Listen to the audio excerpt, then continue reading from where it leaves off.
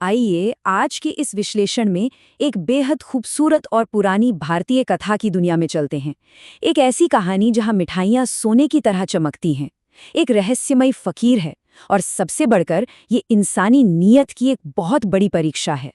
हम इस दिलचस्प कहानी की परतों को खोलेंगे और देखेंगे कि इसके भीतर क्या संदेश छिपा है। इस कहानी के बिल्कुल केंद्र में एक बड़ा ही दिलचस्प सवाल छिपा है। क्या दया की महज एक छोटी सी बूंद सचमुच किसी की किस्मत हमेशा के लिए बदल सकती है? यही वो बात है जो रामू नाम के एक गरीब मिठाई वाले के खाली ठेले से शुरू होकर एक बहुत बड़े बदलाव की नींव रखती है। रामू की जिंदगी को अगर देखें तो हालात बहुत ही खराब हैं। आटे के डिब्बे पूरी तरह खाली पड़े हैं, कपड़ों पर पैबंद लगे हैं और दोपहर होने को आई है लेकिन बोहनी तक नहीं हुई है। लेकिन इतनी कड़वी सच्चाई के बावजूद रामू और उसकी बेटी चुटकी ने उम्मीद का दामन नहीं छोड़ा है। इन मुश्किल हालातों में भी उनकी सकारात्मकता और काम के प्रति उनका विश्वास वाकई कमाल का है। और इसी मुश्किल वक्त में तनाव तब और बढ़ जाता है जब धनी राम की एंट्री होती है। गले में सोने की चैन पहने ये लालची साहूकार एक बहुत ही क्रूर चेतावनी देता है। वो साफ कह देता है कि अगर एक हफ्ते में बकाया कर्ज नहीं चुकाया तो वो दुकान छीन लेगा और रामू को सड़क पर भीख मांगने के लिए छोड़ देगा। रामू के लिए ये स्थिति बेहद डरावनी हो जाती है। लेकिन असली इंसानियत क्या होती है, ये उसी शाम देखने को मिलता है। एक थका हारा भूखा फकीर वहां आता है। रामू के पास केवल इतना ही आटा बचा है जिससे बस उनका अपना आखिरी खाना बन सके। फिर भी बाप बेटी एक हैरान कर देने वाला फैसला लेते हैं। वो अपना आखिरी निवाला खुद खाने के बजाय उसे पकाते हैं और उस भूखे फकीर को पूरी इज्जत और श्रद्धा के साथ परोस देते हैं। ये निस्वार्थ सेवा देखकर फकीर का दिल भर आता है। वो एक बहुत गहरी बात कहता है। उसे उस साधारण सी जलेबी में जो स्वाद आता है वो किसी चीनी या चाशनी का नहीं है, बल्कि वो उनकी पवित्र और बिना मिलावट वाली उदारता का स्वाद है। फकीर साफ कहता है कि इसमें चुटकी की ममता और रामू की ईमानदारी की मिठास खुली हुई है। और इसी बात से खुश होकर फकीर उन्हें एक लाल धागे से बंधा चमकता हुआ मिट्टी का मटका देता है। इसके अंदर अमृत है, लेकिन ये कोई आम जादुई पानी नहीं है, बल्कि ये एक तरह से इंसान के दिल का आईना है। फकीर एक सख्त चेतावनी भी देता है कि यह अमृत सच्चे और साफ दिलों के लिए तो वरदान है, लेकिन अगर किसी लालची के हाथ लग गया तो बेहद खतरनाक साबित होगा। अगली सुबह रामू बिल्कुल वही करता है जो फकीर ने कहा था। वो एक साधारण सा ताज़ा घोल बनाता है और फिर पूरे विश्वास और साफ नियत के साथ उस जादुई मटके से बस एक अकेली बूंद अपने उस घोल में मिला देता है। और फिर जो होता है वो किसी चमत्कार से कम नहीं। वह एक बूंद पड़ते ही पूरा आटा केसरिया रंग में चमकने लगता है। तलने पर जलेबियां बिल्कुल सोने जैसी निकलती हैं। उनकी खुशबू इतनी लाजवाब होती है कि वहां भारी भीड़ उमड़ पड़ती है। और एक अमीर आदमी तो उस दिव्य स्वाद के बदले बिना कुछ कहे एक सोने का सिक्का तक दे जाता है। वो सूना पड़ा ठेला अचानक शहर की सबसे मशहूर जगह बन जाता है। अगर हम किस्मत बदलने की इस रफ्तार को देखें तो ये वाकई हैरान करने वाला है। दोपहर में जो इंसान भूख और निराशा से टूट चुका था, शाम को उसकी एक दयालुता ने अगली सुबह सब कुछ बदल कर रख दिया। कुछ ही दिनों के भीतर वो इलाके की सबसे व्यस्त दुकान चला रहा होता है। ये साफ दिखाता है कि जब कोई निस्वार्थ भाव से मदद करता है तो कैसे अप्रत्याशित रास्ते अचानक खुल जाते हैं। पर जहां कामयाबी होती है वहां जलन भी आ ही जाती है। धनी राम दूर से ये सब जल बुनकर देख रहा होता है।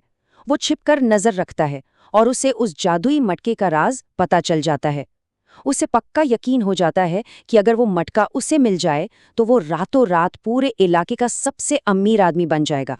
इसी लालच में अंधा होकर धनी राम आधी रात को रामू के घर घुस जाता है। उसके हाथ कांप रहे हैं, लेकिन दुर्भावना पूरी तरह उस पर हावी है। वो चुपके से उस जादुई मटके को सीने से लगाता है और बिना किसी की नज़र में आए वहां से निकल भागता है। ये कदम आगे चलकर बहुत बड़ी तबाही की नींव रखने वाला था। अगले दिन तो धनीराम का लालच सारी हदें पार कर देता है। वो जल्द से जल्द ढेर सारा पैसा कमाना चाहता है, इसलिए वो एक बूंद के बजाय सीधा आधा मटका ही घोल में उड़ेल देता है। मटके से एक तेज और अजीब सी बदबू भी आती है, लेकिन दौलत के नशे में चूर धनीराम उन सारे चेतावनी के संकेतों को पूरी तरह अनदेखा कर देता है। अब यहाँ रुककर सोचने वाली बात है, क्या बेईमानी और चोरी से हासिल किया गया कोई भी शॉर्टकट कभी सच्ची सफलता दे सकता है? क्या कोई चुराया हुआ वरदान कभी मीठा फल ला सकता है? असल में जादू कोई मशीन नहीं है जो सबके लिए एक जैसा काम करे। वो तो इंसान की नीयत पर प्रतिक्रिया करता है। और इसका जवाब हमें तुरंत मिल जाता है। दोनों जलेबियों का अंतर देखिए। जहां रामू की जलेबियां सुनहरी, चमकदार और आनंद देने वाली थीं, वहीं धनीराम का चुराया हुआ जादू बिल्कुल उल्टा असर करता है। उसका घोल किसी जहरीले कीचड़ जैसा काला और बदबूदार हो जाता है। जो अमृत था, वो धनीराम के लालच के संपर्क में आते ही एक भयंकर जहर में बदल जाता है। और इसका परिणाम बहुत ही खौफनाक होता है। इस भव्य चखने वाले कार्यक्रम में जैसे ही सरपंच पहली जलेबी खाते हैं, उनका चेहरा लाल और बैंगनी पड़ने लगता है। लोग बुरी तरह खांसने लगते हैं और मुंह से कड़वे पत्थर थूकने लगते हैं। हद तो तब हो जाती है जब खौलता हुआ तेल छिटक कर खुद धनीराम के हाथ और जीभ को ही जला देता है। तभी बिल्कुल सही समय पर वहां वो फकीर लौटता है। वो सबको समझाता है कि जादू तो सिर्फ एक आईना था जो अंदर की सच्चाई दिखा रहा था। धनीराम के दिल में लालच और अंधकार भरा था। इसीलिए जैसे ही एक लालची और चोर के हाथ उस मटके पर पड़े, वो अमृत तुरंत जहर बन गया। ये सब देखकर सरपंच तुरंत सख्त फैसला सुनाते हैं। न्याय किया जाता है और धनीराम को आदेश मिलता है कि उसने गांव वालों से जो भी अन्यायपूर्ण ब्याज वसूला था, वो पाई पाई उसे लौटानी होगी। अमीर बनने के लालच में उसने अपनी बची खुची दौलत और इज्जत दोनों गंवा दी। मटका तो रामू को वापस मिल जाता है, लेकिन जब वो उसे देखता है तो उसकी जादुई चमक हमेशा के लिए जा चुकी होती है। धनीराम के गलत इस्तेमाल ने उस मटके का सारा जादू और शक्ति हमेशा के लिए खत्म कर दी होती है। ये देखकर रामू निराश हो जाता है। लेकिन यहीं पर फकीर इस कहानी का सबसे बड़ा रहस्य उजागर करता है। वो बताता है कि असली जादू कभी उस मटके में था ही नहीं।